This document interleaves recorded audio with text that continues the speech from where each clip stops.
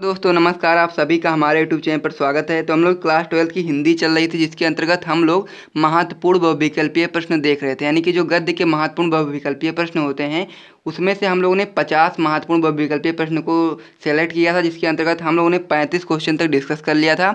और आज ये महत्वपूर्ण 50 प्रश्नों का लास्ट वीडियो होने वाला है। यानी कि आज के वीडियो में हम लोग 50 क्वेश्चन पूरे तरीके से कंप्लीट करने वाले हैं। ठीक, तो ये सभी क्वेश्चन अगर आप लोग तैयार कर लेते हैं 50, तो आप लोगों को यहाँ से जो गद्य से जो रिलेटेड जो महत्वपूर्ण बहुविकल्पीय प्रश्न होते हैं वो सभी आपके तैयार हो जाएंगे। ठीक, तो आप लोगों के पूरे नंबर जो हिंदी में होंगे पूरी तरीके से मिल जाएंगे अगर आप इन 50 क्वेश्चन को तैयार कर लेते हैं। ठीक, तो इसका पीडीएफ भी आपको बिल्कुल फ्री में मिल जाएगा। बस वीडियो को लाइक कर देना है, चैनल को सब्सक्राइब कर देना है और कमेंट बॉक्स में बताना है। ठीक, तो आपको इसका पीडीएफ भी बिल्कुल फ्री में प्रोवाइड कर दिया जाएगा।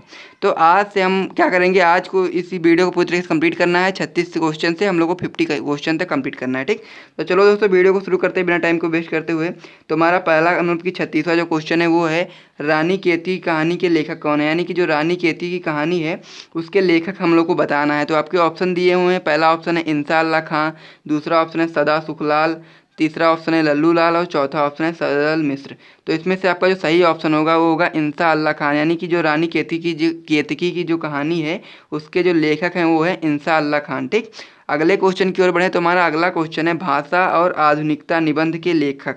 हम लोग को बताना है कि जो भाषा और आधुनिकता का जो निबंध है उसके लेखक कौन है। पहला ऑप्शन है रामचंद्र शुक्ल, दूसरा ऑप्शन है प्रोजी रेड्डी सुंदर रेड्डी, तीसरा ऑप्शन है आपका वासुदेव शरण अग्रवाल या फिर चौथा ऑप्शन है हजारी प्रसाद द्विवेदी। तो इसमें आपका सही ऑप्शन होगा प्रोजी सुंदर रेड्डी। ठीक, तो इस पर आप लोग टिक लगा देना। अगर कोई भी क्वेश्चन अगर आपको आता है तो आप कमेंट बॉक्स में उसे बता सकते हैं, उसका आंसर आप लोग कमेंट कर सकते हैं।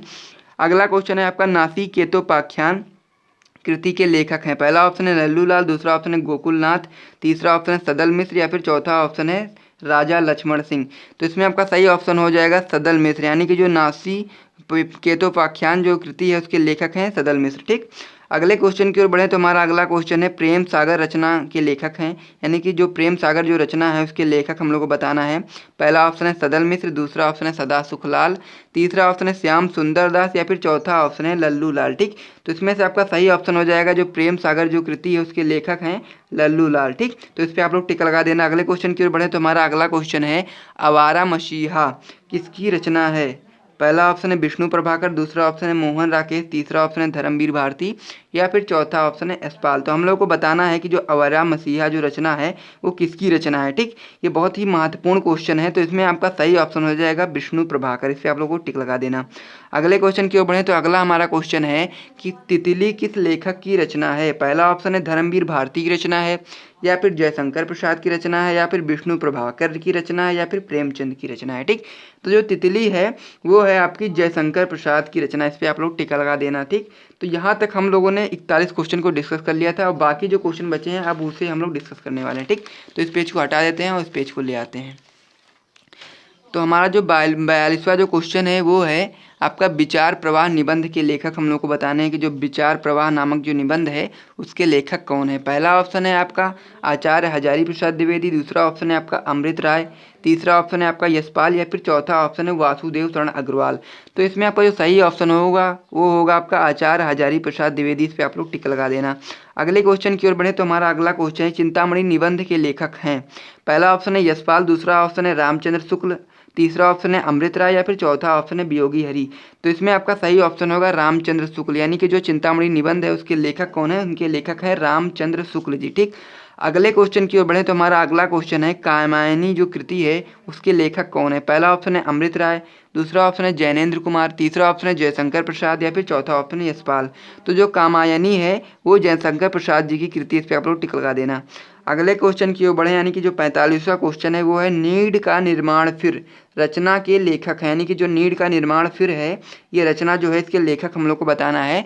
तो पहला ऑप्शन है आपका धर्मवीर भारती, दूसरा ऑप्शन है आपका अमृत राय, तीसरा ऑप्शन है जयशंकर प्रसाद या फिर चौथा ऑप्शन है आपका हरिवंश राय बच्चन। तो जो नीड का निर्माण फिर ये हरिवंश राय बच्चन जी की रचना है। ठीक, इस पर आप लोग टिक लगा देना। अगले क्वेश्चन की ओर बढ़े तो हमारा अगला क्वेश्चन है, बाण भट्ट की आत्मकथा के रचनाकार हैं। पहला ऑप्शन है आचार्य हजारी प्रसाद द्विवेदी, दूसरा ऑप्शन है यशपाल, तीसरा ऑप्शन है आपका प्रेमचंद या फिर चौथा ऑप्शन है आपका अमृत राय। तो जो बाण भट्ट की आत्मकथा जो रचना है ये क्या है, एक आत्मकथा जो रचना है ये क्या है, आचार्य हजारी प्रसाद द्विवेदी जी की रचना है। ठीक, अगले क्वेश्चन की ओर बढ़े तो अगला क्वेश्चन आपका इंदुमती कहानी के लेखक कौन है। ये बहुत ही इजी क्वेश्चन है कि जो इंदुमती कहानी है उसके लेखक हम लोग को बताना है। पहला ऑप्शन है आपका राम कुमार वर्मा, दूसरा ऑप्शन है आपका किशोरीलाल गोस्वामी, तीसरा ऑप्शन है आपका सदल मिश्र या फिर यशपाल। ठीक, तो इसमें आपका सही ऑप्शन हो जाएगा किशोरीलाल गोस्वामी, यानी कि जो इंदुमती कहानी है उसके लेखक कौन है, उसके लेखक हैं किशोरीलाल गोस्वामी।